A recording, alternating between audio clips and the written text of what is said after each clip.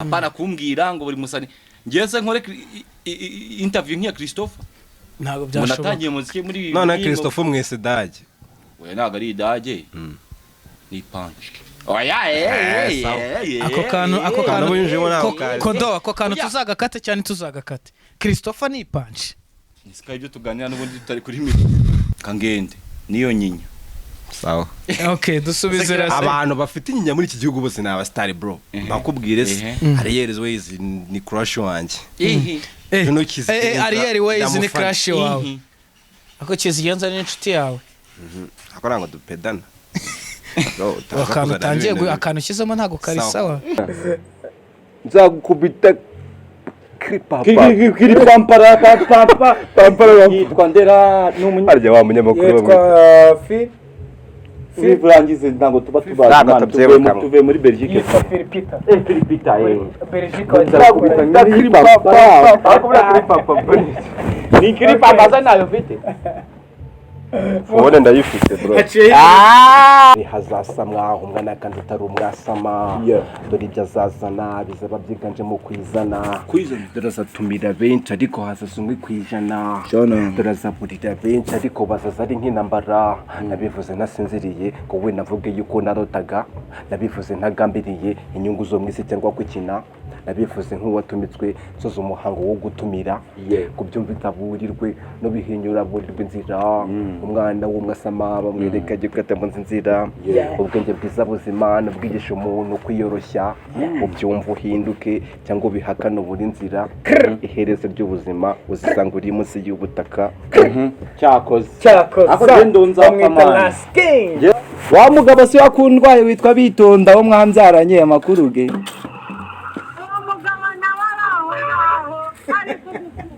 ari kunzuhutsa urakoze wagakecuru we ndagonda ko akura nyuma nta mama nta mwana nta gahunda swana left you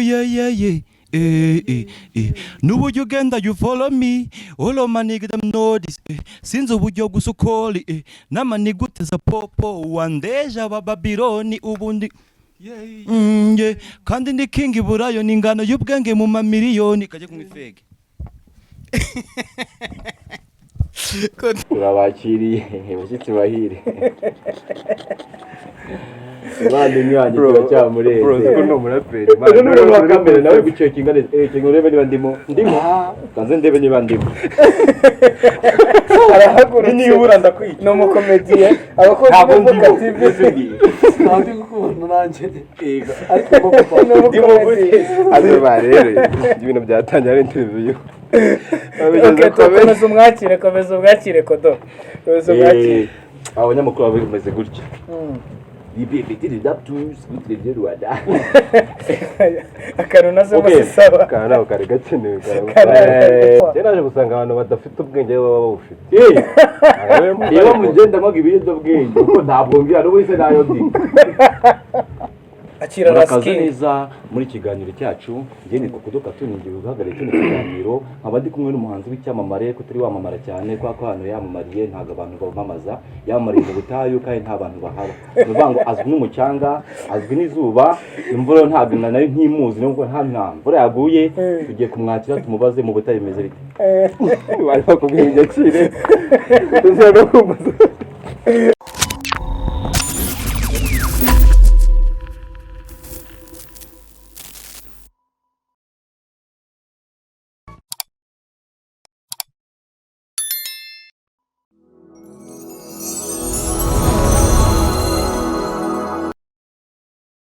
eyo no muhungu wanyu ya Dema mwarimo nkumbuye hano ku Voka TV ndetse gukumbuye umusore bamwita Kodo Cartoon akawicaranye n'undi musore uzana phone yawe man ariko basada aho namufite amatelefone arenze muri uko buryaga yerekana ko cyakunda mikrofone y'imana intro yo tunayije kugira ngo emere ko byoro ntago twabika bone yanyene ni muri ntago twabikata none se nini neze ko bari neze ku cyaguze phone bro waje gukora interview utangiye ariko mureka tuganire no waje kutuganira okay none ndagira ngo duhere kuri Rasking ugiye kudukorera introduction wakire mugenzi wawe Kodo Cartoon. Nese bro njye ndo umunyamakuru. Oya ariko kadukorera basi turebe tu. Okay. Twakiriye Kodo Cartoon. Okay, murakoze cyane abantu bakurikiye Ivuka TV. Bakakanya tukaba turi kumwe n'umukomediye Kodo Cartoon n'umuhanzi Lasking Loyalty, abatuye hanze y'igihugu, abatuye mu gihugu no mu mbibi zacyo n'abandi bajya baza tutazana bavuye. Ari n'abadatuye man. Arabana mu biraro bako bazi interview cyo. Ariko bada wagashyizemo hano umukomediye dukomeze. Oya nabo komediye. Nagari komediye kuri man. Buri gihe muvuga abantu batuye bro. Nta muntu uravuga wo mu biraro. Kandi naba ariko nagararangiza introduction. Sawa murakoze cyane turagira ngo tubasabe mukore subscribe kuri Lasking Loyalty channel gongo nyene nubwo twe turi kwivuka TV. Amen. Ariko nyine ugacanzemo. Sawa. Noneho ndagira ngo umuduhere mikoro nawe akwakire kwivuka TV. Turabakiriye mushyitsi bahire. Bandi nyanje cyamureze. Bro ko no murapere man. None wa kamera nawe gucekinga neza. Cyengurebe niba ndimo. Kanze ndebe niba ndimo. Arahagurutse. Ni ubura ndakwiye. No mukomediye. Abakozi b'Ivuka TV. Ntabwo gukunda nanje. Ego. Ariko no mukomediye. Ase barere. Ibintu byatangiye ari interview. Komeza umwakire Kodo. Komeza umwakire. Abanyamakuru bameze gutya. Ibipitiri daptus bitire Rwanda. Akano nazo musisaba. Kana ukari gakenewe Ayo umunyamakuru kuna bameze gutugiye president. Akira Lasking neza muri kiganiro cyacu ngiye ni Kodo Cartoon ngiye guhagarara cyo kiganiro abandi kumwe n'umuhanzi w'icyamamare ko turi wamamara cyane kwa hano yamamariye ntago abantu bamamaza yamamariye mu butayu kandi nta bantu bahaba uvuga azwi n'umucanga azwi n'izuba imvura ntago nayo ntimuzi nubwo nta mvura yaguye tugiye kumwakira tumubaze mu butayu bimeze bite bari bakubwiye igacire tuzira no kumbaza Yo my priority. I have a priority. In English. In English. Ako tubganwa. Abahungu rero yazetse hobo. Aba bahungu bakunze Ivuka TV ndagira babiyeshe ko aba bahungu ntiwamenyera ko Kodo Cartoon muramuzi cyane. Lasking muramuzi cyane. Kodo Cartoon muramuzi. Watafakamwa Wata bullshit. Wata herimwa. Ese bro tuganire mu kigoyi. Ndiyameniye. Izaje Imana. Mbere ziyo microphone. Uraho mwa. Ndaho gamba. Amakuru gawe. Ni meza ndagamba. Mbere kiduki muno. Ngo? Mbenje kugura kiduki muno. Narinje kugura injerekani mo hano. Ako nyine yabyumvise nuko ni powe. Oya naho dufashe utankubitira mugabo. Ikigoyi. Ndoga ishobora. Okay noneho tuvugira kakantu watafakamwa. Wata bullshit. Gawe ukubona umuntu man orakuranyibukije. Amana abantu barabesha. Ujya kumva ngo nganyingama barakubwiye ngo mwana wanje ngo washaka umugore. Ukumva gaso wanyu ngo uzashaka umugore ngo runaka ashatse umugore ngo abantu kandi ugiye mu bukobwa usanga yashatse umukobwa. Kandi ntago aba ari umugore. Nizo washaka umugore gute waje mu rugo ariko nanone wa mukobwa niwe uhinduka umugore. Nyine ushaka umukobwa ukamuhindura umugore. Ariko ndagashaka umugore zo wamushaka gute kandi afite umugabo. Ako kantu ni sawa. Kantu ni sawa. Teraje gusanga abantu badafite ubwenge baba bawufite. Iyo mugenda mwaga ibiyendo bwenge uko ntabwo ngira no wese nayo ndi. Kodo. Pada phone yawe bro. Kodo. Ako niwe wari gukora interview neza. Wewe nakoze ngo interview yandi kwande kwa yabo. Abaga kajaba ngo Mungu yasize ngiye nigeze mbasoba ryari. Ngiye mbasoba. Wanyweye se no? Kodo Cartoon yanyweye. Je kuzana yanzoka. Abona giye. Okay. Bakunze ndaje bundi amuri kumuresha. Bakunze Ivuka TV ndagira ngo none nangiye gukora introduction. Ari njye telefone. Kwisize. Ari umuntu uri kunyaku. Ariko kwaku. Aro. Ni mama wanjye. Yego. Mesa numva ijwi ryawe nimero ni yande mbwire ko uri mu kiganiro kirasiga afite telefone mwa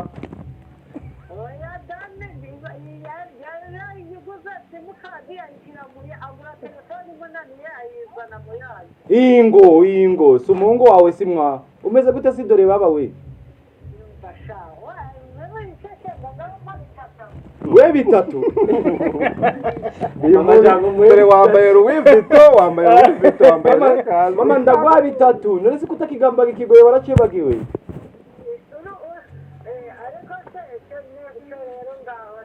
Shogero ngaho mama wanje Ega mana we mama wanje ndagukundaga mama Dokaje uranzeka Ni meza mandi mu kiganiro kuri televiziyo ndaza kuvugisha mu kanya kuri abantu bari kukumva Ingo Wa mugabo si wakundwaye witwa Bitonda wo mwambyaranye amakuru ge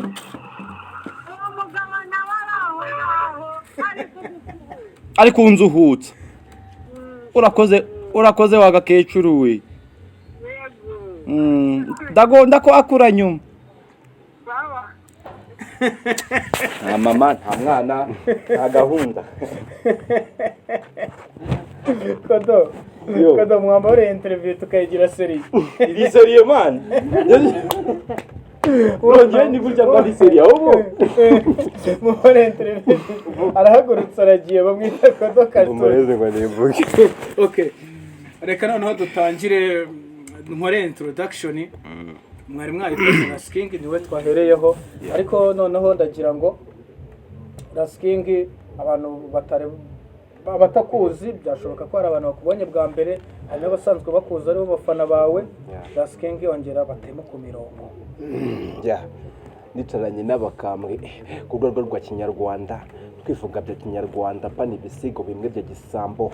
13 wumva ushyire ku mutima ibyo bakubwira 13 wumve ntuteshe umutwe n'ibyo bakubwira dore hazasa mwaho umwana kandi utari umwasama dore ibyo azazana bizaba byiganje mu kwizana dore azatumira benshi ariko hazasumwe kwijana dore azaburira benshi ariko bazaza ari nk'intambara nabivuze nasinziriye ko we navuge yuko narotaga nabivuze ntagambiriye inyungu zo mwisi cyangwa kwikina nabivuze nk'uwatumitswe soza umuhango wo gutumira kubyumva itaburirwe no bihinyura burirwe inzira umwana w'umwasama bamwereka gikata mu nzira ubwenge bwiza buzima nubwigisha umuntu kwiyoroshya ubyumva uhinduke cyangwa ubihakana buri nzira iherezo ry'ubuzima uzisanga uri munsi y'ubutaka cyakoze ako gendo nzapfa gendo mvaga uri wambara napfuye oya nagombaga nagupfaga ariko bro barimo barangwa televiziyo wisuvugiramo sukubiza amafrite bwawe zanga ubite naganje nani ajya frite batayagute ariko ndibe ankoste ni bakana yengosi kuri bebe mbamba ubwo yavoro yanuza yanuza wa muri gukora kuri ya televiziyo ari yamwita guki wese kandi yabona nzagukubita kiri pampara yitwa ndera n'umunyarya wa munyamakuru yitwa fi burangize ntango tuba tubaza tuve muri Belgique yitwa Filipita Belgique wajya ni kiri papa nayo mfite fone ndayifite bro kiri papa ni fone kuyizi nagira ngo noneho mvura no tugire ino serie turi serie man noneho hari haciye iminota myinshi kodo ntabwo nge ndabakira nanjye mu umwanya mbakira ariko ziko na intro twese akora man serious introduction yabayeho yari yanyu mureke noneho nanjye principal the motivator the completer the akantu nazemo kanyibukije the concreter the motivator iryo zina warihaye yako yego yanarishyize mu mazina yiwe najya nambwiye ngo narikuramo nzamugira gute no kuvuga ngo iryo zina ubundi waritekereje uti ibintu byaje byose yongezwa na ta amata ubundi zitwe na amata the motivator amata umva ibintu byo tariko na motivator yagumugereranya n'amata oya nese ibintu byose birirwa natako ari ibyo motivator de concreter de mosquito de mata ariko ni de motivator man no motivator amunga motivator by the way agira n'urukundo rwinshi niyo gaba ari ugufera natwe turafera by the way nkuko abasaza batangiye babibwira reka none nanjye mbababwire bamwita Rasking muramuzi cyane Rasking muramuzi cyane ndagira ngo noneho cameraman abidufashemo ndagira ngo dutangire nje present cyangwa cyaba kuko cyangwa ariko kirarenze abantu dusanze mu reka dutangirire hasi dutangirire hasi cameraman urimo urabareba neza kubyango nje ntangirire hasi ibyo bintu muzanye mu by'abana oya ugomba kwibereka bro tubasanze mu rugo rero dusanze mu rugo gipa gisa nabi cyane sibyo kupande ariko munyereke ariko nje ndi kuba bafite ikibazo ku gipapa cyanjye cya Nike gisa nabi uko ndi home isogisi ku isogisi ryanjye ry'ibibabi icyo naga ari ikibabi gisanzwe ariko ayo bidasanzwe icyo kinyo ni ikibabi cy'umuntu ni ikinyo umuntu ugira ikibabi icyo ni ikinyo isi ni breri ni mitsingi ambe ganja man urumva iyi ni Louis Vuitton yawe yo mu bwoko bwa Lamborghini cameraman yarangaye ntago ariko bakubita icyangwe neza bereka ino Lamborghini ariko noneho ball niki ya sengeri yawe ya Lakers izosi harimo akantu ariko mwijosi harimo icyo bakwitiye umukufi ibi byanga byaraturutse USA bro ariko ntago nabiguze n'umuntu wanje w'inshuti yanje wabinguriye uba arashyize ku rundi rwego nuko mbasanze mu rugo bambaye tatwibereye home ni Coffee Sound ni home Coffee Sound ni utwibereye Coffee Sound umuntu utazi Coffee Sound yamusobanuriye Coffee Sound Music ni studio ni studio label ikoreramo Kinabit benshi baramuzi niyo mwami wa drill master niko tumwita igakoreramo ikaba founded by Erikojo manager akaba nawe ukora ama video uko akaba ari we director wanje wa Lasking Loyalty ntago ari wawe gusa man karenje uri kuvuga bro wamaye umwanya nkavuga karenje basi ntawe niba kubwira ngo uvuge uraza kuvuga ngo mu director wawe ni kana nero ngomba kugira igihe cyo kuvugira ko bampabiruza kwari se bambwiye ngiye mvuga ibyanjye uri kuhitushiramo n'ibyawe ibyanjye n'ibyawe oya wigenda aze ko rero nawe ya nyine ko wagarutse yagiye ko yagiye like nyine niho morera niho home niho nyine niho ngendo umuhanzi nyarwanda ibyanjye no muziki nubwo nyine nkunda guseka ngaba ndi kumwe na Koda kansetsa natanabishaka ariko ibyanjye no muziki so aho niho home hanyuma uvuze ngo Koda aragusetsa bita bituma nibaza abantu benshi bazi Kinabit kuko bamwumva mu ndirimbo zose zisohoka indirimbo zabo trap zose zisohoka zabaye Kevin n'abandi benshi cyane ariko ntago bamuzi isura cyangwa se baravibingana nawe ajya setsa se Kinabit Kinabit ni umuntu utuje mu kuboro ntago ari wa muntu wapfa kubona yayagaye bya danje ariko nyine nawe iyo harimo utuntu tw'utuvoltage ashobora kujya kumva nyijemo akantu katari neza ugaseka da kinafatiye volte se era kuri 1 kugera kuri 12 ibintu nk'ibyo umugenzi wawe aragarutse ko duvuye yavuye gufata volte mbazi yo mvuye bro kuko abakunzi bivuka TV baba barimo barakureba wicaye imbere yaho babona uragurutse uragiye babona uragarutse ntago uri kubabona babaze mu kigoyi mwabandi umwe ko amwe kutirere ako mananje abasitari twarumiwe bakaje kuri mikoro ndiko bareba ndonze nando muri ukumva mikoro ndanubwo nzi nando muri ukumva wasanga agamana kino ni giki ariko iyo bayita mikoro uyu ninde bamwita Lasking Loyalty wicanye n'umuntu utazi nabasanganye koko dushaka fame dushaka fame komerezaho bro social media ni yisiga imbiki ubwenge ibyuki biraha bigenda na make up mu mafone amaniga yibitse ku kantu ni baslay hazo tubari tugahirima paka zikaza zikazima ikipe n'ikipe bigahinduranya amajezi yambi yahindutse chenzi abari bahinduka slays abari bazi gushaya bahinduka batwekazi I'm sorry singe wabizanye nanjye naje nsanga byigenza uri gukorora Nyiramariza na gahunda kwegukana ya maji bibondo igaragana n'abari ntagafite rero kunywa mironko gangster kuri muvu ziri gushaka gufata ubunyunyu kumbi hasigaye umunyu nagabazika barusha ububingu Nyiramariza na gahunda kwegukana ya maji yibibondo yikaragana n'ironko na gahunda yo kunywa mironko gangster kuri muvu ziri gushaka gufata ubunyunyu kumbi hasigaye umunyu nagazika barusha ubunyunyu hey me did wanna leave you ukanira kavumbi I just wanna leave you yeah nuburyo ugenda you follow me all of my niggas them know this since uburyo gusukoli n'amaniguteza popo wandeja bababironi ubundi kandi ndi king burayo ningano y'ubwenge mu mamiliyoni kaje kumwifege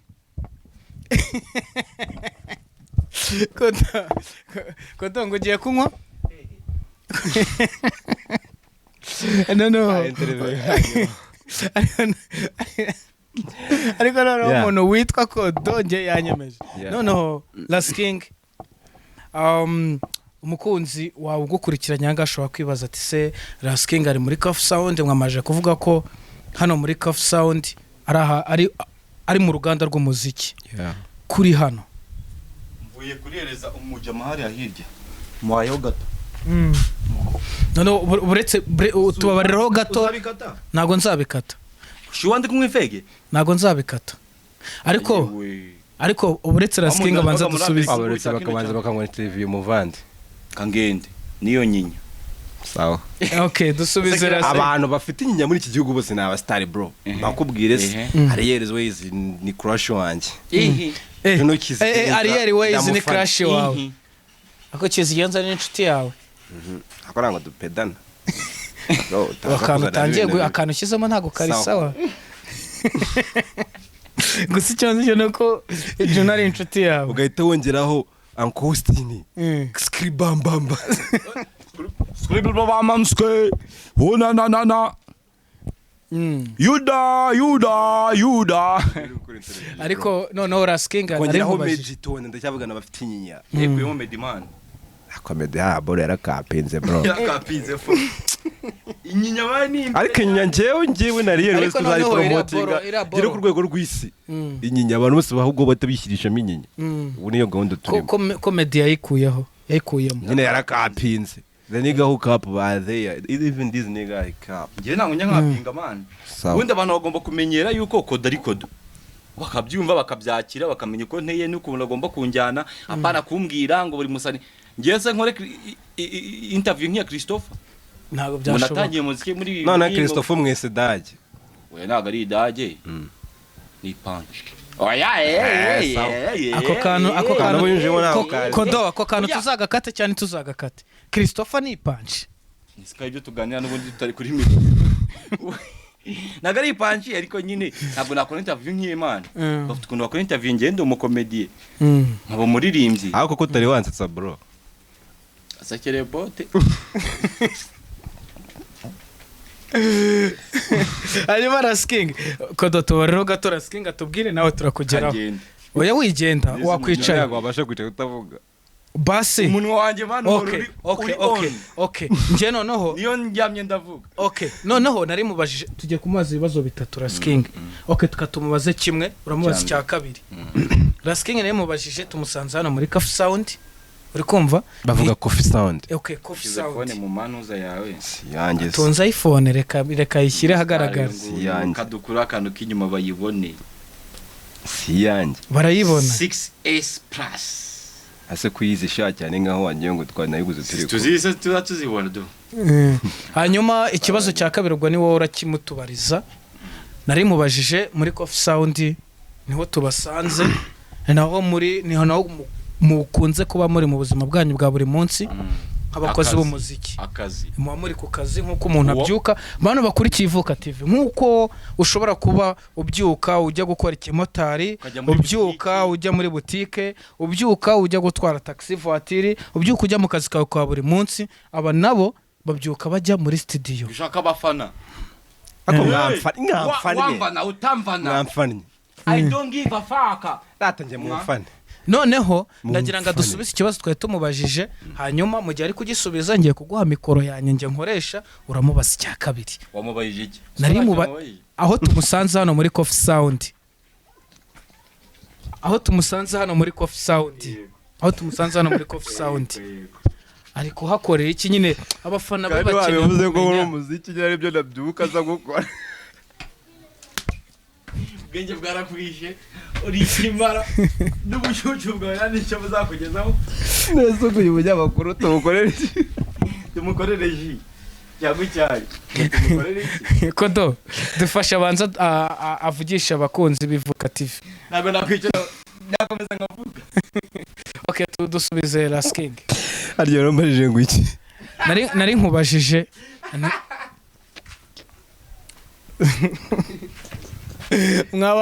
mwabantu mwe ladies and gentlemen nawe ubaye ari wowe uri gukurikirana iki kiganiro gufata aba bagabo babiri ukabahuza kugira ngo ibintu muzafate nibura iminota nk'ibiri utarabumba umunwa byakugora rero bivuze ngo ntibigutungura nari nkubajije nti musanze hano muri Coffee Sound uri kumwe na Cartoon hano byanga bikunze hano ntago ariho wenda uba ubuzima bwawe bwa buri munsi ariko niho ukunze kuburi kuko magusanga kenshi uri kuhakora iki kuko kino mu mvugo zanyu mu kiti gikone by'ukuri nyine Coffee Sound ni home nyine iyo marimba ndi mu mishinga like ndimo ndategura my new projects zigomba kuza nyine like hariho freestyle igomba kuza kuwa gatatu this next Wednesday nza dropping Kinyafrika freestyle EP1 mfite n'indi ndirimbo yitwa Maria ndimo ndakoraho izasohoka nyuma y'ibyumweru bibiri so nukuri kubimbwira nyine maze iminsi mbona hano nibyo mazemo iminsi ndimo ndategura project zigomba kuza like after yuko nabahaye Kinyafrika album mfite gutegura izindi project zigomba kuza very soon so nibyo mazemo iminsi ari nabyo mbwira abafana cyangwa se n'umuntu uri murareba hano kugira ngo abashe kubona ibyo bintu hari ukuntu abanyamakuru nyine bataduhereza umwanya ngo twisanzure tubakubite project zacu bazibona ariko nibi mikoro byawe subira Kodo reka vuge nawe uraza kuvuga abanyamakuru babashaka sawa I was as you saying nyine ibyiza nuko yagenda kuri Lasking Loyalty akana keza agakora subscribe kugira ngo nyine zo born nandi maze iminsi ndimo ndakora nenzi droppinga azaba ari tayari itazigeraho bimworoheye Lasking Loyalty ni kuri Instagram cyane kuri everywhere hano sinitwa Lasking Loyalty witwa akana keza Joel niko akundushyiraho nyine izina ari username witwa Yoweri ariko by the way umuntu wambwiye ko akana keza ari izina ry'akazi akahe kazi bro ako Lasking akana keza man ako ngiye no musanzwe ndakana keza hari akandi kazi bambwiye mani n'indaya bro ari kuvuga ibintu by'uburayo ngakazi kayas ni kuvuga ngo aba legends bonyine nimwe mwabyumva oya nani nje mbise mbikubwira akana keza kuko nka mukanya hari umuntu ngende mu legend busa mu kanya ko bambwiye ko Kodo yitwa ngo mpata urukundo Prudence nga uyise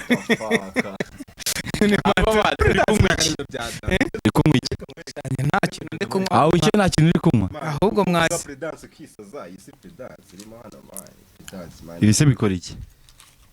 ni dolari ndi umukire man dolari dore ngi dolari nafite amadolari bro n'agakingirizo nta kindi kiri mu ikofi yawe ikarita y'ishuri n'urufunguzo uriga se isi si ishuri iri ni ishuri isi ni ishuri bamuhaye isi niyo yaguhaye ikarita y'ishuri ishuri mani isi ni ishuri ngiye muraniga bro n'ahandi ndi kwiga maze hanyuma tutaragera kure kodo yumbaze man ntago ngiye kukubaza ngereka mu gito cyaka ari Kamambiri ari kameramani uyu ni ukutubaza avese uyu ni Lasking ni Coffee Sound Music Label kodo hari ikintu nagira ngo tuganireho wavuze ko interview wagiranye na Yago hari ibintu atashyizemo nje ntago ari interview turi kugirana turi kuganira yego asa n'ikibazo tureba kuko hagati muri kino biciye muri kino kiganiro turi kugirana ni abakunzi babamenya kodo ibyamubabaje byamushimishije kodo niyo mpamvu nagira ngo umukunzi wamenye duhere se umukobwa umukobwa abakunzi bawe yego rese ukora sugamije abakunzi b'abakobwa gusa n'abahungu bose mu Rwanda iyo udafite umufana w'umukobwa urakapinga wararaburije ko ndi umufana wawe ko ndi umufana wawe se kandi aho makubyiri kurya nta kintu ndi kurya sawa nimbaho rero nkifite nago hanyuma kodo urugendo rwawe rwa muzika wagiye uhura n'inzitizi nyinshi na comedy ngiye ndi umu-artiste ndashushanya akora comedy nkaririmba nkakina filime nkaryama nkarya isange man nese shanje kwa byakunuka sheri vuga ko wakinye kuri baje bango noneho ngamukoze ku gitsina turumirwa hanyuma kodo ni cyo kintu cyaba cyarakubabaje muri industry cyarambabaje reka basi umwanya cyabaza muri industry we cyakubabaje apana ikibazo inidiruza moje guta amafaranga kurusha uko uyashakamo none gufata ibyo bintu kabigira ubuzima bwawe hari abantu bakwanga arabagira gutera bagira gute nyine mbabazwa no guhura n'umuntu mu nzira akaga ngo bro ngo ntago ndakwanga thanks gusa birambabaza gusa yanyangiriye ikiza nuko akwanga gukurikirana akwanga uko akuze birebe bibone ariko nyine birababaza man kubona umuntu akwanga risa kwangira iki ntiwigeze ujya iwabo ntiwigeze umwaka sheriwe ntiwigeze ubasheriwe ntiwigeze ugira hanyuma kodo warore kutubwira ukuntu hari abantu bakubabaje muri industry ya music cyangwa se ya ne wabimbazaga nagusobeje ngo none bitubwire ntago babura man ntago ubura man dusase inzobe bro nimba ari umuntu wakubabaje ikibazo abambabaje bakananjimisha uwagushimishije mushimire credit irakenewe dusase inzobe bro Kenny Pro Beat wanshimishije Kina Beat Young P umukobwa gute Bisoso Bisoso yagukoreye iki Shoshomula Bisoso yagukoreye iki nabo indirimbo yaciye kuri televiziyo nabizi niyo bayikinye nta muntu ayimuhaye naniyo namushyiriye nanita pendo ubwo nawe nuko naramwiye bo yama shout out abandi warugeze uhereye shout out byanye shoot out ni shout out ayuba Bisoso Anita Pendo Kina Beat Kenny Pro Beat hanyuma abakubabaje sasa ntago nshaka kubavugaho dusase inzobe bro na Kenny yarambabaje kandi yarabaye inshuti yaramfashije surumva ntago umuntu arakuraburiza nawe wandaburije imbere ya kamera yawe ngo abantu bambone ariko ndi gushya ni minota mike isigaye ababaje reka tubareke nibyo fresh hanyuma kodo ni ikihe kintu niye comment wabonye abantu bavuga abantu bababaje bakabasimbuka nanjye ndabasimbuka oya ntabwo basimbuka ni ikintu cyanekereza kubera iki ubundi wese uri kodo ndaza kubasimbuka humura nubasimbuka nibaza ndabasimbuka kimwe uko nawe none wowe nta nabikubaza ngeraza nyibariza comment hari urabona ukora comedy ukina film uri no muhanzi mu buryo busanzwe umuririmbyi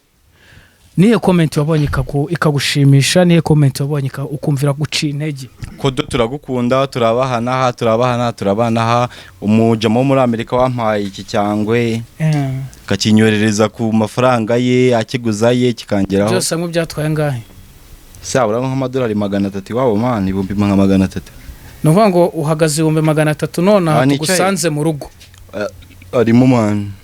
mu gihe abandi bayambara bagiye gusenga no mu bukwe yambara uri mu rugo turacyari se muri primaire ahubwo ndabona ko daraturemera aha ndabagurira inzoga mari inzoga oya njye nywa fanta citro ngiye nywa inzoga njye nywa citro urangurira citro nasinze ndasinda man nasinda se ariko hari n'abandi baba basinze yega nagiye ngize mbaso abandi bankunze nanyoye man hanyuma igihe wegeze kunywa ukavuga ati inzoga nayo urukimbaza ngo comment yambabaje nyanshimishije turagukunda hano na hano izindi ngo kodo akajya kuri interview naho uzabona comment hasi ngo wa yasinze nibyo man nese kuki nasinda sowe kusindiri wawe abantu baza kumbwira ngo nasinze ngo uyu muhungu ibyo man mumwihanganire nubwo akora ibyo byose ariko ari n'umukomedi. Hanyuma Last King wowe igihe watangiriye music ni kihe kintu wabonye wahuye niye challenge wahuye nayo kavuga ati ni imbogamizi kabisa ndumva music nayivamo? Nje hari igihe nakoze umuziki wanjye bano bantu bafite bitatu muzanemo igihumbi tujye kugura inzoga ntabwo ndi umusinzi nzi waretse tugakora akazi twarane tukajya kunywa inzoga arya warumbajije nari nkubajije igihe watangiriye music niye challenge wahuye nayo niye challenge wahuye nayo ukavuga ati ngiye umuziki ndawuretse? Man nigeze guhura nabyo ibyo bintu ndashanda byibuka nagurishije na Instagram yanjye man warayigurishije Instagram yanjye mu following iyanjye narayigurishije nshaka kuva mu muziki umusa tugutwikira umuntu wiki Instagram yawe yitwa Akana Keza Joel hagura iryo zina muraryumva ngewe muranzi ntabwo mbasaba n'imbabazi uzafarega cyangwa byiyorere ariko jya uzureba ibintu postinze kuko watafakamwa nuko nitwa kuri WhatsApp kuri Instagram nitwa Akana Keza Joel iryo ni ryo zina ryanjye ariko ndabona abantu bashaka kugenda bashishura bita ngo ubwana bwiza umwana mwiza nawe Akana Keza ni njye nyine mu gihugu cy'u Rwanda bro. Hanyuma izina ry'ubuhanzi ukoresha kuri Instagram Last King Loyalty bifatanye. Hanyuma Loyalty ubundi ikintu bisobanura dusobanura ubundi Loyalty mu Kinyarwanda Loyalty mu Kinyarwanda ni akana keza uje ntazi Icyongereza wozi kigoyi nagende Loyalty ni umuntu uri hambo ni umuntu nyine ibintu byose ubikora uko bikwiye to like so bagende bamflowing Akana Keza Joel yambe narayigurishije warumbajije na watafakamwa mu following nyine kuri Instagram bro nyine hari igihe cyageze numva nca cicika man hari igihe cyageze numva nca kuva mu muziki like man ngakora indirimbo nziza man nkabona Caritas ntago bashaka kuyikina sha kandi bagakina impi abo ni bande Caritas sibwo abantu bakina indirimbo ari bande oya ariko dusasa inzobe kaje kureba ni kamva ariko dusasa inzobe niba hari umuntu wa indirimbo yakanga kuyikinamo menshi umwese ngiye nandi nohereje indirimbo yanjye kuri Kiss FM nziza sha bakamubwira story kera nyiga mu wa gatandatu mu wa gatanu nakoze indirimbo yitwa You ni You ndabeshye nagari You ni yavuba ni indirimbo bitaga Bu nari nayikoreye kwa Nganje nayikoreye no mu pete bita Baby Blind nanjye ndo mu pete bro iyo ndirimbo umupeti iyi ndirimbo noneho maze kuyikora ukuntu byagenze umuntu bita Arthur barayiplayinze ngiye man ngira ikintu bita gushya Arthur Nkose kuri Kiss FM Arthur Nkose barishyura ndabizi ariko ikibazo ngindi kuvuga story yanjye bro wacitse ukayumva man urumva ngiye indirimbo narayijyanye yo nyijyanye kuri CD ndagenda ndayibahereza ndavuga ati ngiye man ntago nyancika intege tu nkomeza ngerageza tu sibyo ndagenda ndayibahereza nigira ku ishuri ngiye natangiye gukora umuziki nkiga 2015 ngira ku ishuri ngarutse bro arambwira ati secondaire kuri mutozi nanje 2017 secondaire nagombye kuba ndi kugraduatinga ariko kwiga ku ishuri byabaye insazi bitewe nuko kodo yamaye inzoga nyinshi asinda njya kwiga nkiri umwana imyaka 15 yanjye kodo yatangiye kuba inzoga oh my god noneho ngarutse ufite ingahe ubu ngubu ngimaze kujya 16 Isohoka njye ku rufunga. buretse bane dukora interview noneho ngarutse arambwira ati bros ibintu byabaye se indirimbo yawe bayikinye kuri Kiss FM baragushaka barakubura baravuga ati uyu muntu cyamutubwiye ikintu se nkora se ndavuga ati aya mahirwe ndayabyaza umusaruro avuga ati ndayabyaza umusaruro mamagara ata turavugana ata nkusi oh my god turavugana Usabye umukomediye mugenzi wanjye. arambwira ati bro nago kuri Kiss FM twishyuza amafaranga kugira ngo bakine indirimbo yawe ndavuga ati ngiyewe narayizanye ahubwo mwarayikiniye murambura noneho naje arambwira ati narebe uzanshaka tuvugane ikindi gihe namwandikira akantu ya sine unyibukije umugabo bitafata ku mavuta yoga papa urumva azafata ku mavuta ko muri kumwiha muri benshi ntabwo nshaka ko mwiha kuko ndamufite ntabwo nshaka ko mwiha nanjye ni inshuti yanjye so ari twe kuvuga iki ngo nkwibukije umugabo witwa fata ku mavuta Rasking ubundi ibintu bijyanye n'amatiku masi tukaza tubyibuka mani tubyibutse mani ariko wari ukitubwira urugendo rw'uburyo ata yakubabaje muri Kiss FM muri rusange kimbabaza nuko uzi yoboreje indirimbo cyane nuko phone yanjye narayifolo message wabona yoje mutanga ngo thank you for sending your music ngo Kiss FM nagicharging amafaranga kugira ngo ikine indirimbo yawe ngiye guca muri system technique ngo niba babona nziza bazayikina shaka ka message nagafashe bro yaforomase phone niko ari kuvuga oya nese nuzarugo bajya bayisiba mani ahubwo ayo kubuva igiki aba bagabo najyamba bwiza ukuri ko undi munyamakuru zabahuza ari babira bigakunda asundi mwe muzi ko ngina muri Kibobo Selemani Kibobo Kibobo series ntabwo wansetse kandi usetse no kuvuga ngo ejo bundi umuziki no kuzura kuzajya kwikinira komedi ntabwo zibyanjabutse urumva Kiss FM banze konyina imyaka yose ishize ariko ntabwo ari we wenyine wa mugani ka karimba abayuda sha byara oya inde abayuda mane ya Chris ya Shane Breeze abayuda mane tubana nabo bro akujya utekereza mane aho umuntu mane umuniga bita syntax nanubwo ni niganje bro niga nyine tu mani mukuru wa ata cyangwa twongera reka mubwire ni mukuru wa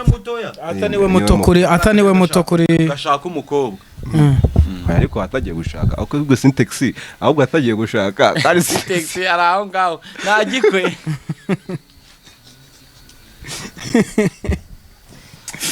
hanyuma agize ibi interview mani yegeye no gukatira abantu nk'abane amazina yabo ngiye kuyamanshoninga ngayo nguko twagiye umva ndagukatiyeho rimwe kabiri na gatatu na kane bonende uri kuwambaza se ushaka iki bro mfashe kino kimikoro